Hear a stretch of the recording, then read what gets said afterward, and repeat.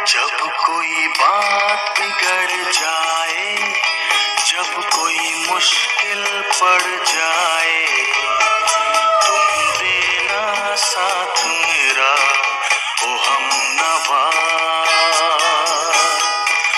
जब कोई बात बिगड़ जाए, जब कोई मुश्किल पड़ जाए, तुम देना साथ।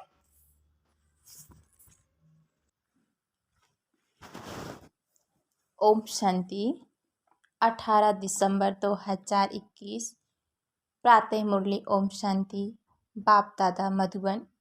बाबा बोले, मीठे बच्चे, श्रीमत कहती है पढ़ाई पर पूरा पूरा ध्यान दो, पढ़ेंगे लिखेंगे तो बनेंगे नवाब, अर्थात दिल तक नसीन बन जाएंगे। प्रश्न, सर्विस की वृद्धि ना होने का कारण क्या है? उत्तर, अगर सर्विस करने वाले बच्चों में देह अभिमान आ जाता है, थोड़ी सी सर्विस की और नशा चढ़ गया कि मैंने फलाने का ज्ञान दिया, तो सर्विस वृद्धि को नहीं पा जाएगी। इसीलिए कहते बच्चे यह सब भूल जाते हैं कि इनको बाबा ने टच किया है। देह अभिमान की सर्विस को बढ़ने नहीं देता, इसलिए बाबा बार बार युक्ति देते हैं, बताते हैं कि देही अभिमानी भव। गीत, हमें उन राहों पर चलना है जहाँ चलना और फिसलना है। अच्छा, ओम शांति। एक है सदैव परम धाम में रहने वाले बच्चों, ऊंच ते ऊंच परमात्मा। उस शिव बाबा के नीचे विष्णु का चित्र है। अभी तुम बच्चे जानते हो कि हमको शिव बाबा विष्णुपुरी की मालिक बना रहे हैं। विष्णु अर्थात लक्ष्मी नारायण, इन दो को कंबाइंड रूप है विष्णु। यह हमारा आम ऑब्जेक्ट है। किसी को भी समझाने के लिए बुद्धि में रहना चाहिए कि बाबा है निराकार, फिर हमको कैसे पढ़ाएं। इसीलिए बाबा ब्रह्मा बाबा का चित्र दिखाया है। बाबा हमको ब्रह्मा द्वारा विष्णुपुरी का मालिक बना रहे हैं। तुमको यह सर्टेन भी है, फिर भूल भी जाते हो कि हम स्टूडेंट हैं, हमको शिव बाबा पढ़ा रहे हैं, भारत को ही विष्णुपुरी बना रहे हैं। अगर यह बुद्धि में रहे तो कितनी खुशी होनी चाहिए। यह त्रिमूर्ति का चित्र कितना नामी ग्रामी है। त्रिमूर्ति में तो वो लोग ब्रह्मा विष्णु शंकर को दिखाते हैं, परंतु शिव को भूल गए हैं। कितनी यह भारी भूल है। अभी तुम बच्चे जानते हो शिव बाबा हमको विष्णुपुरी का मालिक बना रहे हैं और आए हुए हैं इनके बहुत जन्मों के अंत के जन्म के भी अंत में आकर प्रवेश करते हैं। बाबा आते ही भारत में हैं और भारत को ही विश्व का मालिक बनाते हैं। तुम बच्चों को यह निश्चय है कि हर 5000 वर्ष के बाद संगम युग में ही आते हैं। तुम बच्चे यहाँ आए हो राजाई लेने के लिए, अर्थात स्वर्ग का मालिक बनने के लिए। यह तो तुम बच्चों को मालूम है कि भारत में सिर्फ एक ही धर्म था उस समय और कोई धर्म नहीं था, तो कितना नशा चढ़ना चाहिए और देवी गुणों की धारणा भी करनी चाहिए। अगर बाप देखते हैं बच्चे देवी गुण धारण नहीं करते हैं तो कहेंगे ना यह कोई कम वक्त है, पढ़ते नहीं तो मानो अपने पैर पर कुल्हाड़ी मारते हैं। बाप कितना सहज समझाते हैं। तुम बच्चे जानते हो कि बाबा राजयोग सिखला रही है, तो बच्चों को यहाँ ही देवी गुण धारण करने हैं। सतयुग में चलकर तो नहीं करेंगे ना। जो धारण करते और कराते उनकी खुशी भी बहुत रहती है। बाप है ही ऊंच ते ऊंच मूल्य वतन में रहने वाला।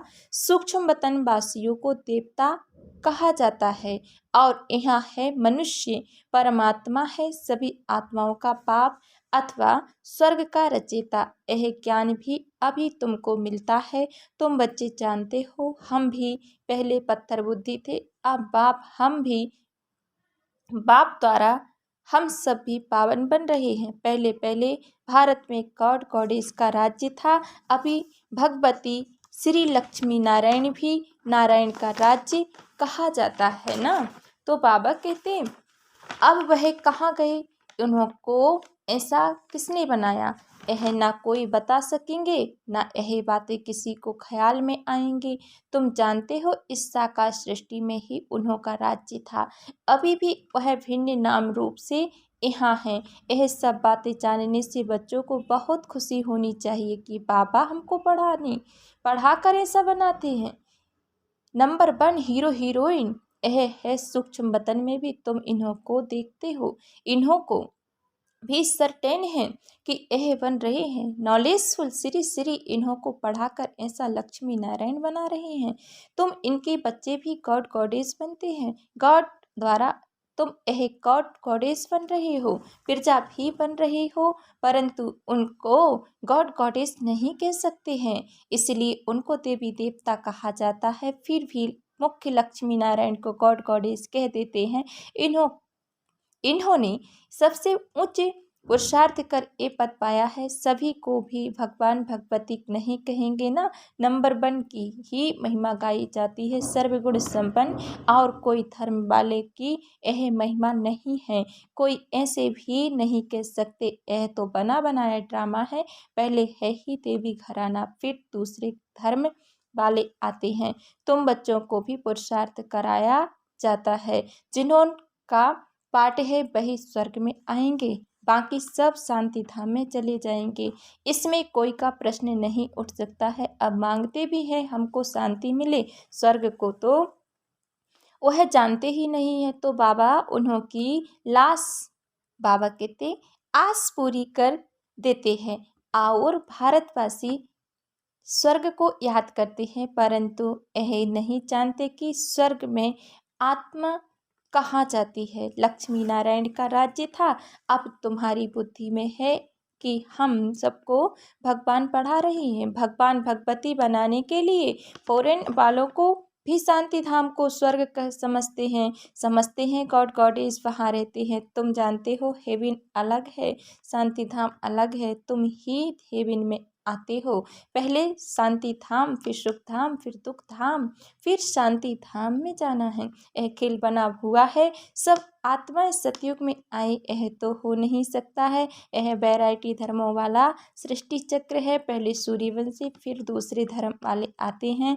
इस ड्रामा में फर्क नहीं पड़ सकता है, वही हिस्ट्री जाग्राफी फिर रिपीट होती है, परंतु कैसे रिपीट होती है यह आकर के जानना चाहिए। सतयुग में तुम्हारा राज्य था, अब फिर सतयुग में जाने के लिए तुम्हारा कल्प पहले वाला पुरुषार्थ चल रहा है। तुम बच्चे हर एक धर्म के आदि मध्य अंत को जानते हो। क्रिश्चियन धर्म कब स्थापन होता है, कैसे होता है, कैसे वृद्धि को पाता है, यह झाड़ में साफ दिखाया हुआ है कि नए नए जो आते हैं उनकी कैसे टालियाँ निकलती हैं, उनके कितने पत्ते होंगे, बहुत थोड़े।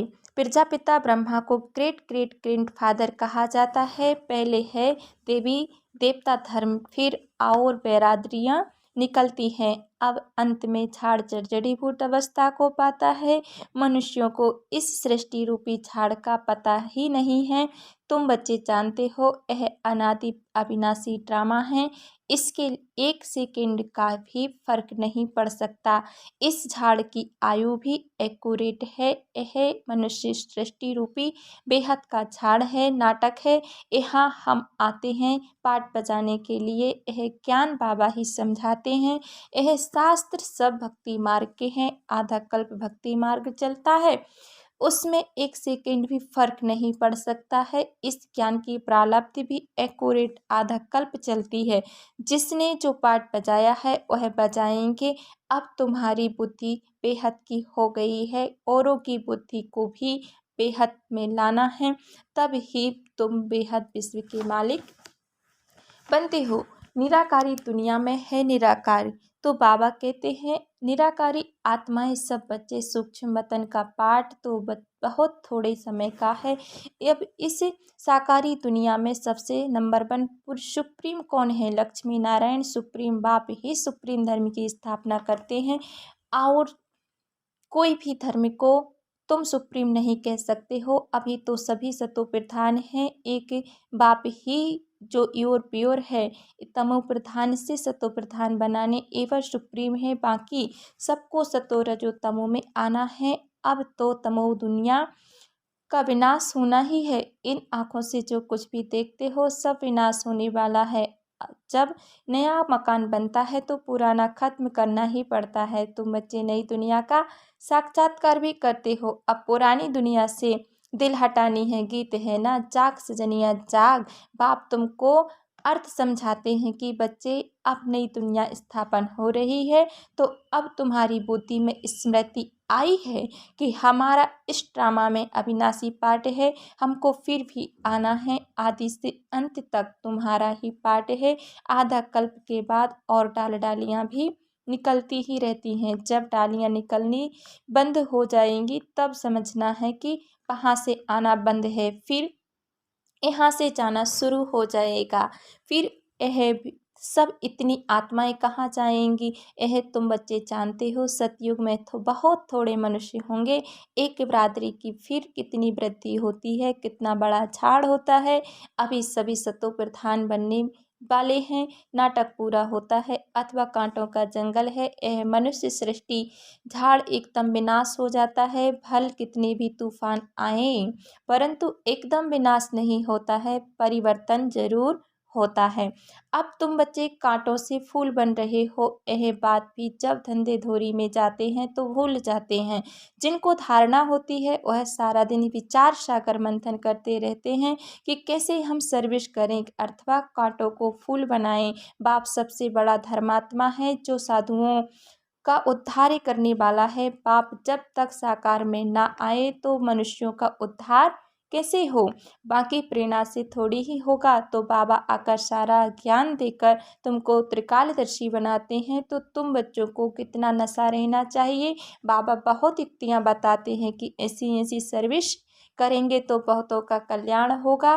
बाप जो को याद करो तो विक्रम विनाश होंगे और चक्र को याद करो तो चक्रवर्ती राजा बन जाएंगे। औरों को भी बनाते जाओ। जैसे पढ़ाई से तुम बैरिस्टर बन जाते हो, तुम मनुष्य से देवता बन जाते हो। बाबा कहते हैं अगर आप समान नहीं बनाते हो गोया सर्विसेबल नहीं बने हो। सर्विस किसी की छिपी नहीं रह सकती है। तुम्हारा भी अंत में प्रवाह निकलेगा। अभी तो बच्चों की अवस्था नीचे ऊपर होती रहती है। कुछ परीक्षाएं आती हैं तो मुझे बच्चे मुरझा जाते हैं। तुमको भी फील होता है कि आज हमारी अवस्था याद में टिकती नहीं है। दशाएं तो बदलती रहती है ना। बृहस्पति की दशा उतरती है तो एकदम नीचे गिरा देती है। बीमारी भी कर्म भोग है जो सर्विस नहीं कर सकते। अभूल हो तो अंत में भी बताएंगे बनेंगे तो, परंतु सदैव यह नशा रहना चाहिए कि हमको परमपिता परमात्मा पढ़ा रही हैं भगवान भगवती बनाने के लिए। अभी अगर फेल हुए तो कल्प कल्पांतर तुम्हारा ऐसा पाठ हो जाएगा। बाबा भी साक्षी होकर देख रहे हैं और अपने को भी देखना है कि हम क्या सर्विस करते हैं। कभी कभी माया बच्चों को थप्पड़ लगा देती है। श्रीमत पर न चलने के कारण माया मार मार कर मुर्दा बना देती है। तो बाबा कहते हैं सर्विस भी नहीं कर पाते हैं। नहीं तो देख भी रहे हो कि माताएं कितनी सर्विस करती हैं। कोई कोई तो देह अभिमानी में आकर कहते हैं हम इनको बहुत ज्ञान दिया है। यह भूल जाते हैं कि बाबा ने इनको टच किया है। बाबा बच्चों का नाम वाला करने के लिए दे अभिमान होने के कारण जो सर्विस होनी चाहिए वह नहीं हो पाती है। फिर कहते हैं बाबा भूल हो गई। बाबा ने समझाया है बड़े आदमियों को बहुत युक्ति से समझाना है, उन्हों को ही आवाज़ निकलेगा और वाह वाह होगी, परंतु बच्चों को अर्जुन योग की पावर भरनी है। अब बाबा आकर पुरुषार्थ कराते हैं, फिर भी तकदीर में नहीं है तो श्रीमत पर चलते ही नहीं हैं। पढ़ेंगे लिखेंगे तो बनेंगे नवाब। बाबा और बाबा की दिल पर चढ़ेंगे। देखो सब बच्चे बाबा को बुलाते हैं, क्यों? वह बाप भी बच्चों की दिल पर चढ़ा हुआ है। बाप ने सर्विस कर बच्चों को कितना गुलगुल बनाया दिया है। सर्विस करना तो फर्ज है। मैगजीन में लिख सकते हो फलाना मरा, नथिंग न्यू। इस ड्रामा के राज्य को ब्राह्मण समझ सकते हैं, शूद्र तो कुछ भी नहीं समझ सकते हैं। उन्हों को संयम आता रहेगा। बाबा के ट्यूशन से भी आएगा, मैगजीन में भी तुम समझा सकते हो, वह लेंगे पढ़ेंगे, अगर नहीं समझ में आया तो फेंक देंगे, अगर किसी की तकदीर में ही नहीं है तो तदबीर क्या करेंगे। जरा सोचो, फिर भी धारणा नहीं कर पाते हो तो दिल भी नहीं होगी कि ऐसे को यह मंत्र देवें। इसको कहा जाता है महामंत्र मन मना भव अच्छा। अगर खुद नहीं याद करते हो तो दूसरों का तो कल्याण करो, घर घर में यह पैगाम दो कि बाप कहते हैं मुझे याद करो, पतित पावन में ही हूँ, सर्विस के लिए माथा फिरना चाहिए। अच्छा मीठे मीठे से कीलते बच्चों प्रति माता पिता बाप दादा का याद प्यार और गुड मॉर्निंग। रूहानी बाप के रूहानी बच्चों को नमस्ते। धारणा के लिए मुख्य सार है, फर्स्ट पॉइंट है मुरली का, अपनी बुद्धि हद से निकाल बेहद में रखनी है, दूसरों को भी बेहद का में लाना है, इसी पुरानी दुनिया से दिल नहीं लगानी है, हटा देनी है। सेकंड पॉइंट से है सदा सुखी मेरे खुशी में रहने के लिए धारणा करनी है और करानी है। हमको भगवान पढ़ाते हैं यह नशा रखना है, वरदान है, तपस्या द्वारा अपने कर्मों विकर्मों व तमोगुणी के संस्कारों को भस्म करने वाले तपस्वी मूर्त भाव। जैसे अभी ईश्वरीय पालना का कर्तव्य चल रहा है, ऐसे लास्ट में तपस्या द्वारा अपने विकर्मों और हर आत्मा के तमोगुणी संस्कार व प्रकृति के तमोगुण को भस्म करने का कर्तव्य चलना है। इसके लिए सदा एक रस स्थिति में आसन पर स्थित हो अपने तपस्वी स्वरूप को प्रत्यक्ष करो, आकर आपकी हर कर्मेंद्रिय से देह अभिमान का त्याग और आत्माभिमानी बनने की तपस्या प्रत्यक्ष रूप में दिखाई देवे। स्लोगन है, संस्कारों की टक्करे से बचने के लिए बालक और मालिकपन का बैलेंस रखो तो हम पार हो जाएंगे। ओम शांति।